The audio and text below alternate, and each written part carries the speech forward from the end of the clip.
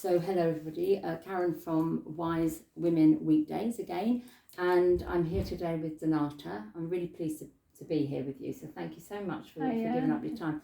I've only met Donata once, I think, and we gelled, didn't we, straight away? We got on really well. Yes. I think so. Yes, we talked for hours. We talked for hours. That was the longest meeting I had. I think it was 3 hours or something. It probably was. We just went on and on and on about so many things kind of in common and interests. And I got to know you because I needed somebody to help me with my business. Yeah. And Donata's from Eastern Europe, and she's come over here and created a very successful business. So, being Wise Women, I wanted to talk to you about that, especially coming from an Eastern European country. So let me ask you first, why did you come over? I mean, was it because of a man? Was it or a woman? Was it a relationship? No, it was just to have a better life. Yeah, just to have a better life. Okay. And then I was thinking I'm going to come back, but then no. And then, or go back home, you mean? Yes, because originally it was just to study, get something like some English education and improve the English language. But then, like probably most of the people, I just got job. Yeah. Felt the culture and realized there's more freedom here and better money back in 2004 and 5, those years. And So you've been here how many years now altogether? 19 years. 19 years, yes. Because I was going to say if you haven't come over for a man or a woman, which is quite often the way, and when you leave your country, you go on holiday, meet somebody, go back. So it wasn't that. And then I was going to say, is it because of the weather? Because it's not the weather. We don't get 2 or 3 days of sunshine a year. I like the weather because we talk about the weather because we get it, don't we? Yeah. That's the thing over here. But it's a little bit hotter than where you're from. Yes, we kind of don't really have those seasons. It's either raining or sunshine. I mean, obviously you do, but not like we have proper summer. That will be 3 months of solid sunshine. Yeah, and then spring as well, proper spring, but not rains like here. And then if proper winter, it means snow. Right. Not proper rain. snow. Proper snow when you can't leave the house. Yes. So you haven't come over here for a relationship. You haven't come because of the weather. And then I thought maybe it could have been because of the food. No, because we do a nice. We have a roast dinner on a Sunday. We have a fry up on a Sunday morning. English sausages, which is sometimes black pudding up north. You get black pudding. Gross. Fish and chips on a Friday. That's nice. That's nice. That's okay. nice. Yeah. But I mean, the good thing about our country now, I think the UK, it's very cosmopolitan. You can get everything you want, can't you? Yes, and it's so much variety of everything, which we don't really have. Well, obviously now it's a bit changed, but when I came here, left Lithuania back in 2004. That was slightly different. Yeah, of course. And it's just more freedom. I think Eastern Europe is still affected by communism and that thinking. Like it's so suppressed. Even now, for example, here people smile. They look into your eyes. It's smiling. It's just in your blood to be very polite. And if you push someone on the bus, they will say. Even if it's you push someone on the bus, they will say sorry. Yeah. If you go to my country and you try to smile. They will be like, what the hell is wrong with you? Why are you smiling? It's just, and if you push someone, they will have a go on you. And everyone is so moody and miserable. But I'm not surprised what here or there? There. Yes. But I'm not surprised because, what our countries, Lithuania is a Baltic state. Lithuania, Latvia and Estonia. So we were the 3 last countries which been occupied by Russians. And we were suppressed. There was nothing. I don't remember even having sweets. I remember one of my grandmas, she lived in a small village. So once a week they used to come like a van with food and you have a ticket. Wow. And they give you food by that ticket. Wow. There was no sweets. I remember just melting sugar and like pear juice to make my own sweets. And the butter, the white bread with butter and sugar, that was my pudding. Yeah. Gosh. So there was. And when was that? When would you say that was? That was in early 90s. So I was born in 1985, and we got freedom in 1991. So I was 6. So I a little bit remember. You can remember those situations. Yeah, there was nothing. I remember you go to the shop and there was like 2 types of shampoo and that's it, and like just maybe 2 or 3 types of soap. There was no fruits. Like I remember last week my friend asked, did you have broccoli in your childhood? And me like said straight away, yes. But then I was thinking, no, because I came here being 18, then I had broccoli. Right, Yeah, but I didn't have a broccoli. You didn't have it.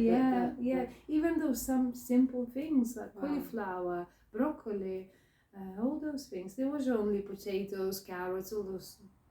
And would you, what's the word? Ferment it. Would you have a lot of fermented food? Yes. To keep it through the winter? Yes. Yeah. So in our culture, we obviously have, lots of people have their own gardens, so they grow stuff. They grow tomatoes, peppers, cucumbers, and then we fermenting it throughout the... Which is healthy. I mean, to eat fermented food, I think, is supposed to be very good for the gut. Yes. So it's very good for the gut. And it's something that in the UK we don't tend to do that much. We buy it in, although I think a lot of people now are fermenting. I've had a go at the cabbage. Yeah, it's lovely. Yeah, and it's fun to do it, isn't it? You just, well. And it's delicious. It's just remembering to eat it because it's not in my repertoire of food because I wasn't brought up on it. I guess that's the thing, and I've not brought it into my lifestyle. But I know it's very good. For us, was normality. Whole winter we had that food. The fermented but food. I never appreciate that. I mean, I hate it. Yes, you get bored because you don't have the variety. So as I was saying, in the UK we get everything. You know, we could get from vegan to carnivore to fruitarians to bugs. I mean, I think we're eating bugs these days, aren't we? Oh gosh. Yeah. Have you had any bugs yet? Not yet. No, thank you. I'm okay. I'm probably going to become vegetarian. Go without the bugs. No, the protein. My friend in America, she's got an app on her phone that apparently when you go into the supermarket, you can scan the products. It tells you if there's any bugs that are in that product. So I mean, it's a good protein. It's probably a good replacement for the meat. Yeah. But you just need to switch that mind and accept the it. mindset. But I think most of the people, they will be like, no, because this is the normal reaction when something new coming, and then that's very true, because I'm thinking if you're going to eat what would you eat? I don't eat meat, so if you're going to eat a sheep or a cow, you know, it's still a living being, isn't it? So and what's conscious, the more bigger they are, the more conscious they are, consciousness. So you eat meat? I do, but I'm kind of now stepping back with it because I'm following on Instagram or Facebook lots of people who are into very healthy eating, and you know, they're just giving the message what you're eating, and it's just meat is not really not really good thing, especially if you eat 7 days a week, and even they say that if you meat eat on a daily basis, that's why you're hungry, because of all those hormones and all those illnesses and diseases, which is because if you buy meat in a supermarket, it's going to be fed with hormones, number one, and all the chemicals to increase the growth of so and then you eat that. Yeah. So it's not healthy, isn't it? Now, I mean, have you ever tried foie gras? I heard about it. Which is, I think it's a geese. It's a geese where they force feed the geese. Oh yes, I think I did. And I think their liver, the liver expands very rapidly, but then people eat it and they find it delicious. I can't think of anything more abhorrent, to be honest, but it's a personal choice, isn't it? Yes. You know, that's the thing. Like chickens in a factory, it takes them 6 weeks to be fully grown. 6 weeks. 6 weeks. A speedy chicken.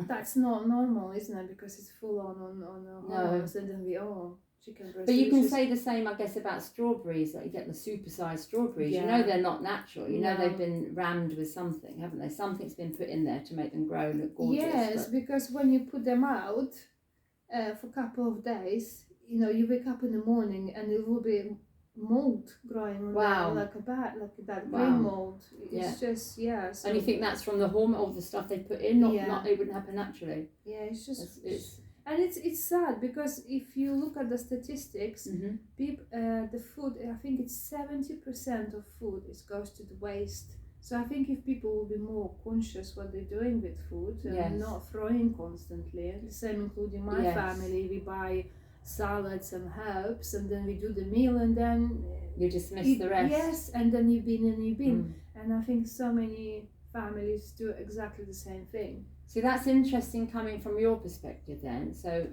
having left Lithuania, where you have seen what it's like, the lack of to go without, and then you've come into, you know, a land where there is allegedly a lot of wealth in regards to food and choice, but your mentality, and I mean this with respect, obviously, because it's like you've jumped on as what we would do. You think, oh, I don't need that anymore, so you throw it away. I think it's different because in Lithuania I grew up in a house and a land, and grow everything our own. And then if something goes off, you put it in a land that's natural, for the vegetables to regrow. Yes, that's right. Yes. And here I live in a flat on a 5th floor.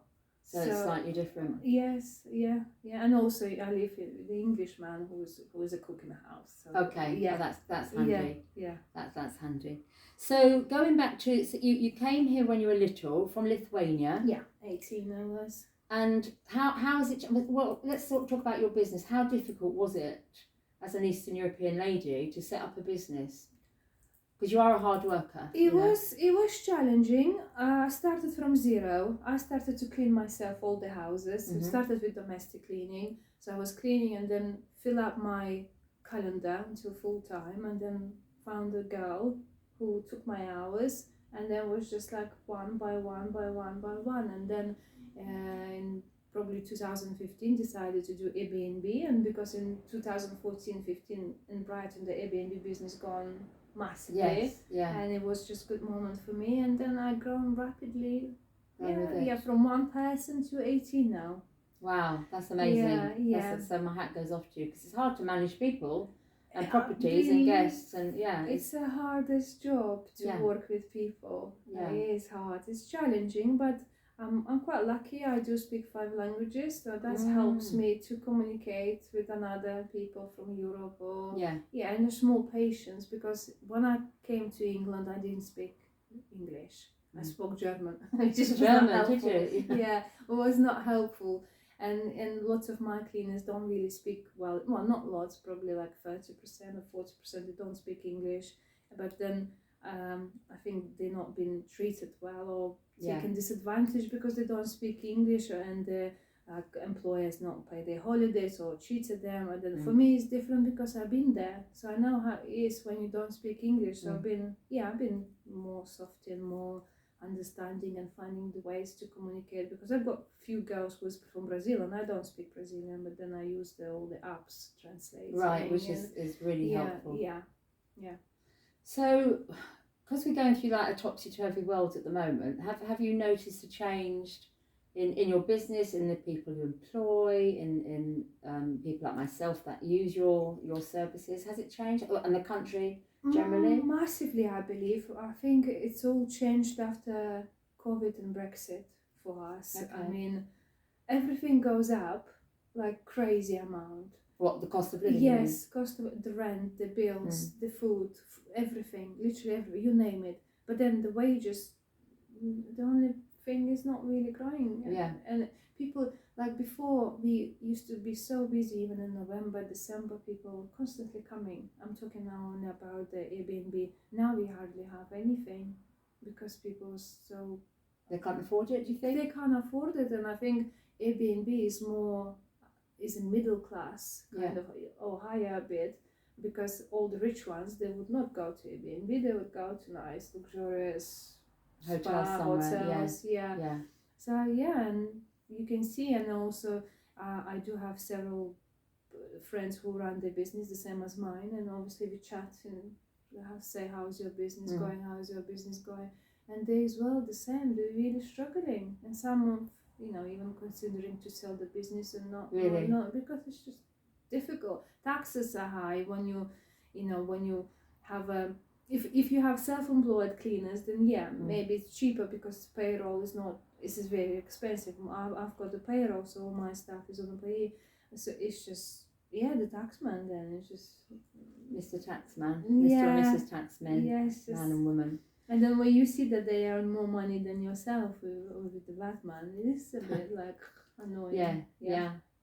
Are you seeing any similarities? I mean, you might not be able to answer this question because you were so young when you left Lithuania, but your parents are still back over there. But are you seeing any similarities at all to how you grew up in an Eastern European country to what is coming our way, like lack of certain foods or products or the cost of living? Is there anything it's similar? the expensiveness, I believe. It's the struggle. I mean, obviously not for rich people. Rich is always gonna get richer, but for the middle class or lower class is, because we kind of those people who carry all the weight. They're paying taxes just to nourish the rich ones, isn't it? So yeah, the prices. I mean, after Brexit and the COVID, so many people left this country, because before it was the dreamland here. You work, you've got so much savings in, you can support your family and blah blah blah.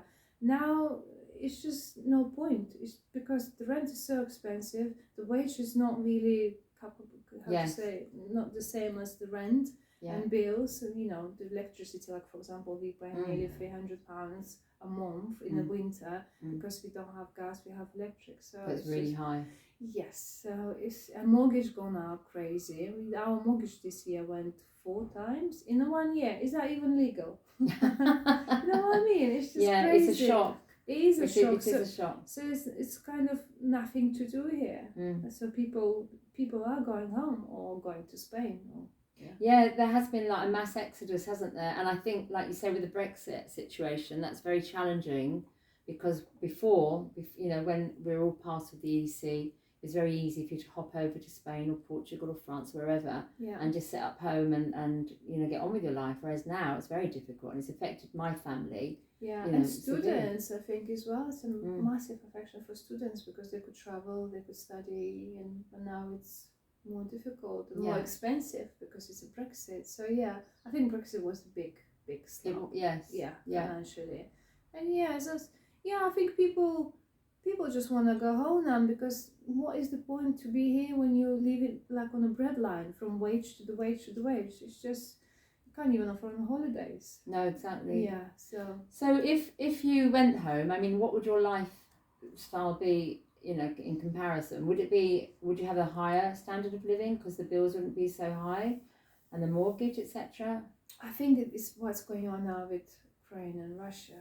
Obviously, the prices in our country gone crazy up, but not that crazy.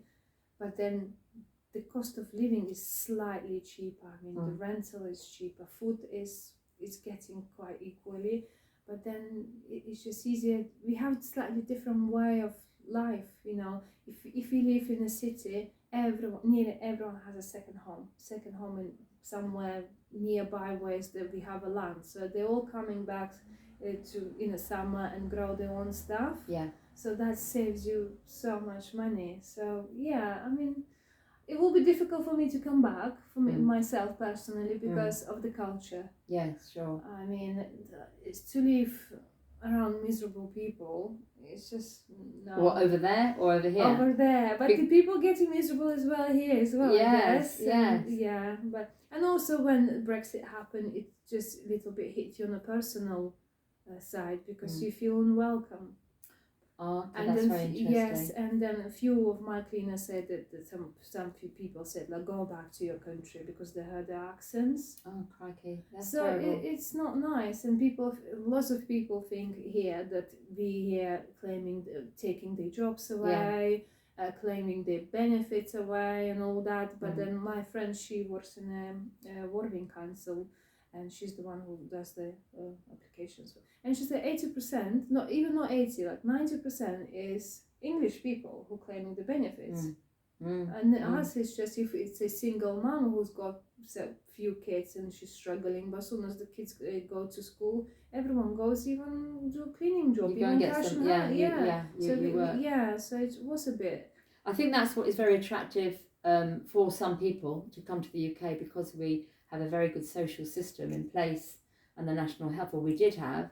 We're getting a lot of people coming on little rubber boats coming over now, aren't there? That'll be given. And there's so many horrendous stories about those, and people dying and suffocating. Actually trying to get over here? Yes, in France and any other countries, it's just sad. Yeah, it is very sad, and it's very sad the way they're getting here, and if there are gangs supporting their the illegal side of them to come over here, but also then when they get here, apparently they are given horrible conditions. Well, I heard the other side. I heard it another way actually. So, what have you heard? Well, it depends from which countries. But for example, if they come from Africa, one of those countries, I mean, they sometimes farmers take them and do quite black jobs, the heavy jobs, and they live like exploit them. Yeah, exploit them completely, and they live in some sheds which is cold, and it's like 6 people in one single room. So I've seen those things, or like so many kids been here transported and then sold into. You know what I mean? Yeah. So I don't know, or prostitution, that's quite common, and so. With all the human trafficking that we hear about. Yeah. What about the people coming on the rubber boats that are picked up by I don't know who picks them up, the police or the local council, and then they apparently put them in nice hotels. Oh yeah. I mean, what do you think? And then you've got the homeless people, whether they're British or Lithuanian or whatever, but people that have the right to live in this country but can't because times are tough, and maybe they're living on the street. So you've got the illegal immigrants in the hotel and the home. What do you think about that? Very controversial subject here. I hadn't planned to go this way, but we are just chatting, aren't we? Yes. It's a difficult question because I don't want to sound not nice.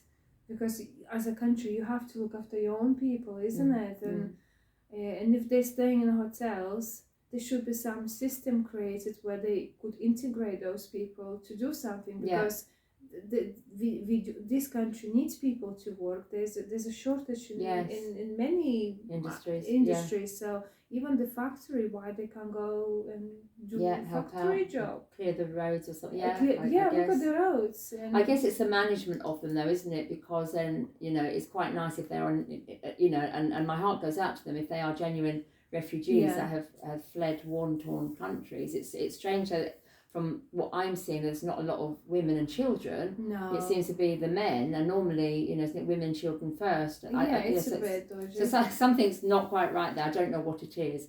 But it's just an interesting situation, isn't it? It's a little bit concerning for some people, because I have heard some not very pleasant stories as well. Yeah, and why they don't want to work as well, because I'm sure they're pushing them, or they prefer to leave. The same like we have Ukrainians in Lithuania, it's quite a similar situation, but then government gets money of it because it's for them it's more profitable to keep Ukrainian in a flat or hotel than help their own people. Right. So where does the money come from?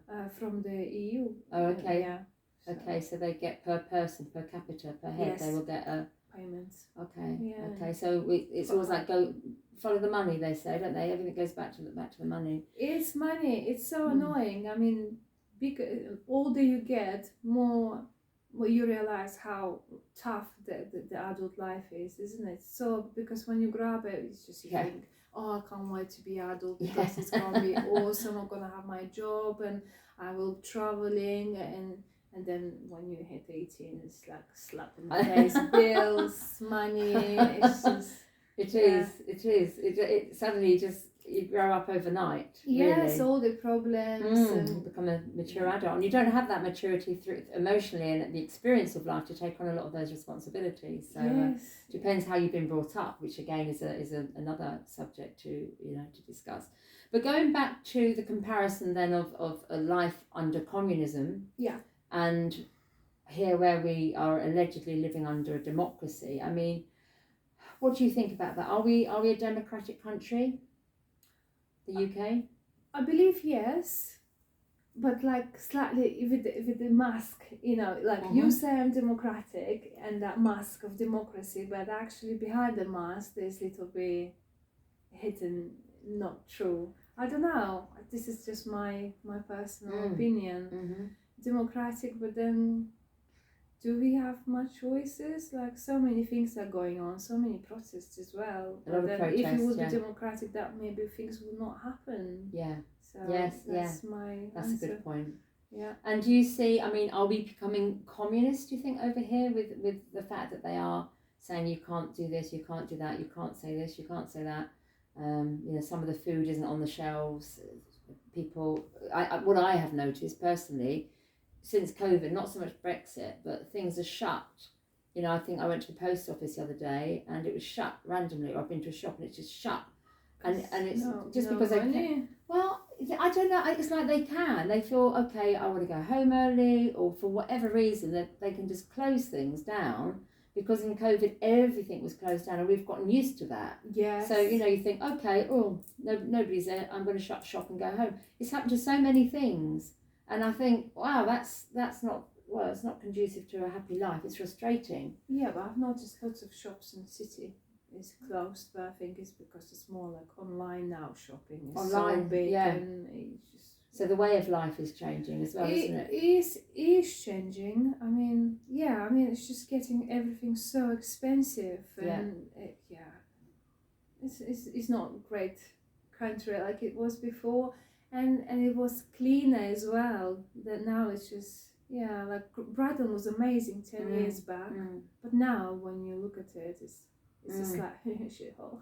It has. I so agree. It has many gone down. homeless people. Like before, you can see few. Yeah. And now it's just on every single corner they are here. I watched a video of San Francisco, which is like tent city. Have you seen it? Like for 10 years, there's just tents. And I've been to San Francisco, and that was always my favourite US city because it's very European.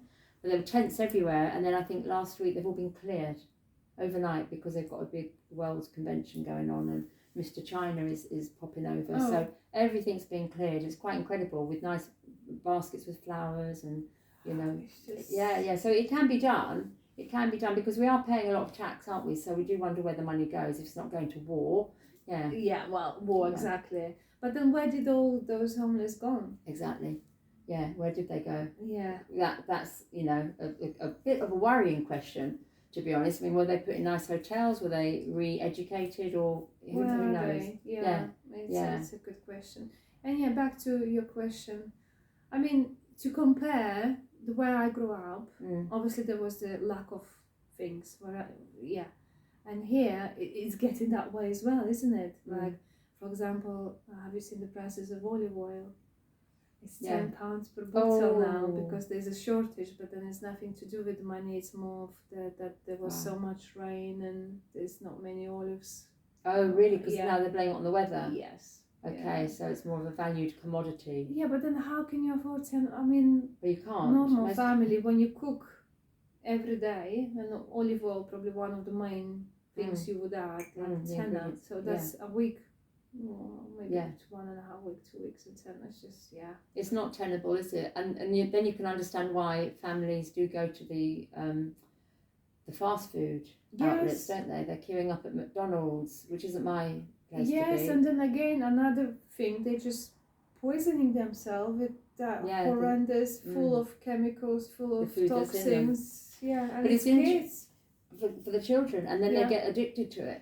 I'm sure when I used to eat them in a previous life, there was something about them. I don't know what it was. It was just like, and you became addicted to the taste of McDonald's. There was something in it. The fries. I've seen the video. In fries, they put, I think, 16 different chemicals which you get addicted to. Oh my God! So it's true. You do get addicted to McDonald's. Yes. So it's better to eat the bugs. Because there's a taste or something, and that it creates some dopamine in your the brain, dopamine. They're happy. And then it's obviously your brain is craving for that. So like a sugar fix. Yeah. That's amazing. Yeah. I know. I went to Moscow many years ago when my children were young. I was invited by one of the mums that was at the school. She'd in the summer holidays come over. So we went for a few days. It was very interesting. But what I did notice was all the fast food outlets in one of the malls. There was the Kentucky Fried Chicken and the McDonald's and all of these outlets. And everybody was queuing up, I mean, like they do here, but it was more apparent there. Everybody was wanting and craving the Western. It's a new thing for us. I remember as well when first time McDonald's opened in Lithuania, everyone was like, oh my God, this is restaurant. Yes. Like, this is so cool. And now it's just like, when you know. Yeah, because before it was like cool to be in McDonald's. Of course. Yeah, absolutely. No, I get that when it first came out with your Happy Meals. Yeah. There's a book, I don't know if you've ever heard of it, and they made a little movie out of it called Cloud Atlas. Have you ever heard of that? No. If you ever get a chance, if you ever get time, do have a look, try and get it online or in the shop. It's called Cloud Atlas, and it's about a restaurant with the golden arches. Okay. And it's quite interesting. I won't spoil it, no spoiler alert here, but it is quite interesting, and it's like, oh my gosh, a bit of a shock to it as well. But so yeah, with what the produce is, with that we're eating. Yeah, I've seen lots of videos, and it's mind blowing. It's just sometimes you just don't want to go to supermarket anymore and buy anything there. No. But then you have no choice, because when you go to those organic shops and you buy a few bananas, milk, and few bits, and it's just like a small bag, 20 quid. Yeah, I can't do this. It's not this. going to last you when you've got a family to I raise. wish to, but I can't. Yeah.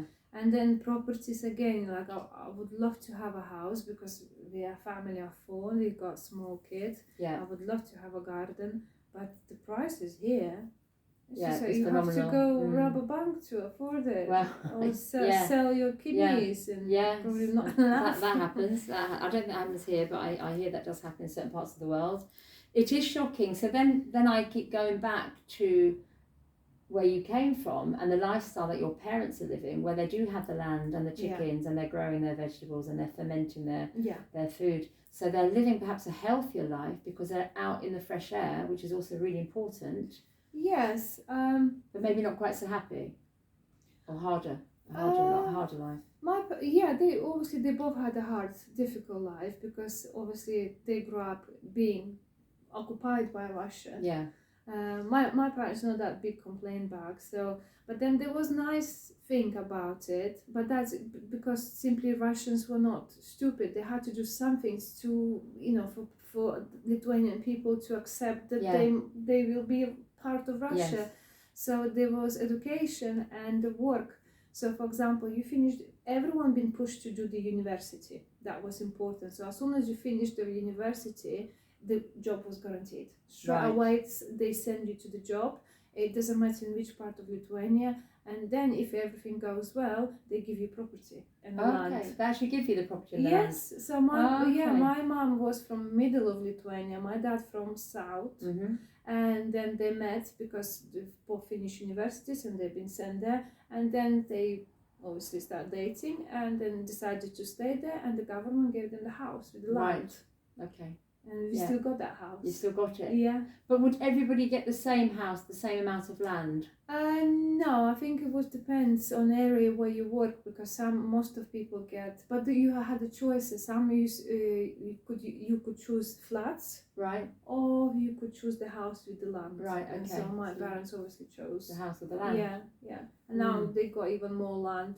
My mum owns a bit of woods and a river. And beautiful. Quite a lot. Yeah. That sounds lovely. That sounds like what a lot of people are trying to do over here in the UK now. They're trying to get the land to sort of go back to the basics, where you can grow your food so that you know what you're eating. Exactly. And it was nice because my parents grown literally everything. We have the chickens as well, our chickens, and the meat doesn't look like in the supermarkets. No, it's you know where it's come. Well, they're your chickens. It's your sheep. And it is nice, and it obviously all summer they out and doing their job, and it's I think they were happy, but it was good things, just those two things which I mentioned, that they get free property and the land.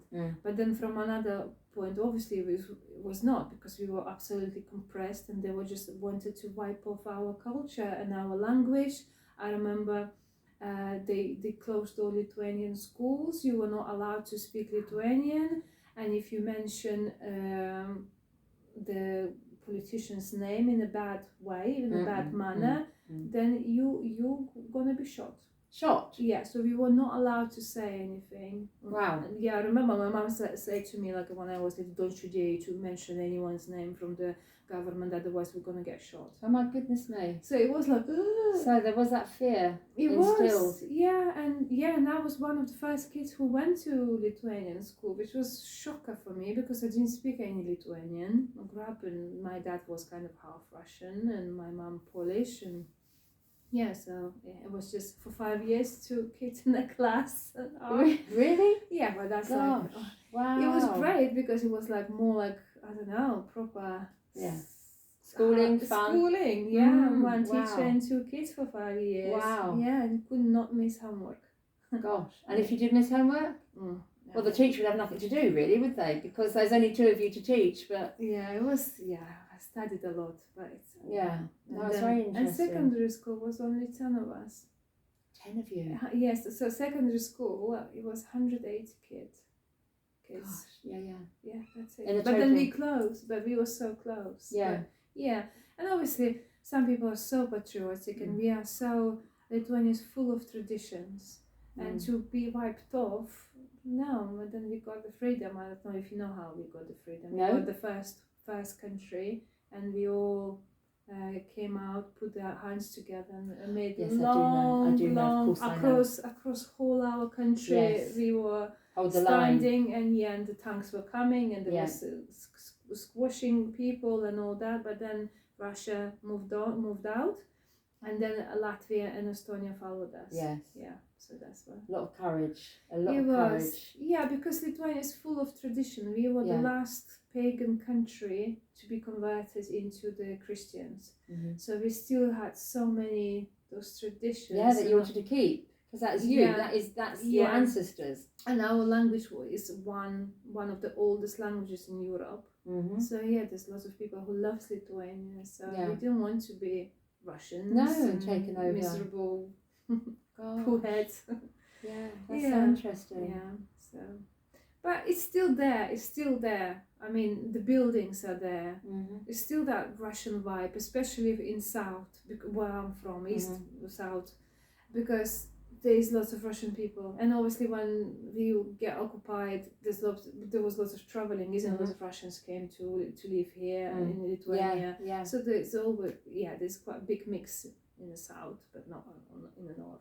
Yeah. So because you have shocked me when you said, like, if you said anything negative about a politician, you would literally get shot. Yeah, literally. We're not quite that bad over in the UK here, but the freedom of speech is being removed, I think, isn't it? Certain things you're not allowed to say, and the cancel culture. Yeah. I mean, is there any similarity in, from your experience from coming from a communist country? I believe I'm going back 20 years back, more than 30 something years back. It was much harsher. You can't compare Russian to English, because despite here, things there's limits here, like you said about the speech, but then there's more in a human way. Mm-hmm. But in Russia would be like, you don't like something, shot. You know what I mean? Yeah. And wow. it's just the harshness. Yeah, ruthless. Yeah, that's why this country called the land of bear as animal. Bear. The bear. Yeah, because Yeah, the courage, the strength. Yeah. Wow. But it's still it's a shame what's happening with England. Mm-hmm. It is a shame because it was great times. Do you think we'll get it back? I don't know. Really? It doesn't feel that way anymore. And I know we're now in the middle of inflation, but how long it's gonna take? I don't know. It's interesting. I was chatting to Steve Judd the other day. He's an astrologer that I've gone to over the years. That's cool. And I put it on the Wise Women weekdays, and I'm amazed at how many views it's got, actually. Probably because the heading, because he actually predicted, if that's the right word, but reading the stars and the planets, that in between, I think it was January and May of 2026, there's going to be a massive change. Again? A massive change, according to the planets. But we do have a little bit of up and down to go through. And I think we do. But when you say again, what do you mean? As change with the planet, you mean? Change with the planet, and for humanity, for those of us on the planet. So I think in a good way. Again, I meant as a COVID, because me too into horoscopes and all those readers, and they say 2025 is going to be very challenging. Yeah. And then they said there's so many people there will be protests, which is already happening in so many countries. The protests. What do you mean by protest? Protest. Oh, the protest. Sorry, beg your pardon. Yeah, the protests. And then also weather. And it is happening, earthquake in Turkey. Yeah, well. a lot of weather. And floods as well.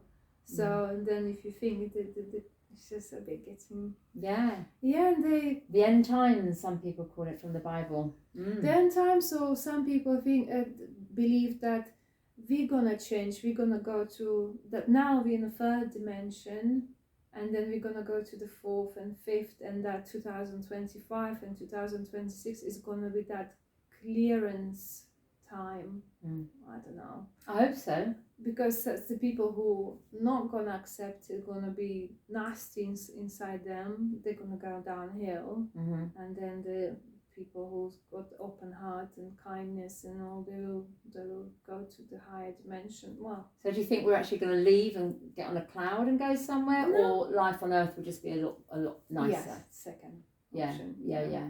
Well, that's the ascension. That's what people say. I hope so. Yeah, well, I think, I mean, I've seen a lot of kindness in people over the last few years. I've seen a lot of kindness. I've seen a lot of sadness as well, and a lot of fear. But I think the opposite to fear is love, and I think you're right. If there is this ascension, or whatever the word is, that we're going through this opportunity for us to grow individually, but we can grow individually, but we have to do that in relationship. Because we can't just bounce off the mirror. You've got to bounce off other people who are your mirror, and then you see that reflection in yourself, and that's the opportunity for us to grow. And I think there's so many of us doing that at the moment, looking inside ourselves and outside. Kind of waking up slowly. Yeah. Not all of us, but then I've got a few friends, and they're my new friends, and they're all those people who was into spiritual lives, the way of living, and all the so I think it's slowly. And people talking to another, people trying to open the mind to this spiritual way of living. And it does feel much better than what life we live now. Yeah, I think it's just another perspective, isn't it? Because we're so used to using our eyes and our nose and our mouth and our ears and touching, but we've kind of lost that inner knowing, that instinct. It's kind of been rammed out of us, and I think that's what's coming forward, or that's what we could perhaps focus more on. Again, we're back to the nature. We say, we born to be connected with nature, so I think that's another thing. If you're close with nature, then your chakra, your heart is open, and you have different way of life. Because like my parents are from village, I'm from village. The villagers are completely different people to city people. They're more open-hearted and kind, and I don't know. It's difficult to explain, but they do everything with their heart. There's kindness there. If something happens, they will be there. The whole village gonna be there to help you. Support. Yeah, but with city, I think that's why, because we're so disconnected from the nature. And I think you're right. Surrounded by concrete. Yeah. Because if you think, we are part of it. Yeah, we are. It's the same we particles. Are nature. We are. Yeah. Absolutely. So, yeah. I think on that note, because you and I could talk forever. We could talk forever. So thank you so much. It's a pleasure. If you have enjoyed listening to us chat about this, that and the other, excuse, I'm losing my voice, please like and maybe put a comment and subscribe, and hopefully we'll see you on another show. Excuse me, it has gone my voice. So we'll say cheerio for now. Thank you. Bye. Okay, thank you for your time. Bye-bye. Bye.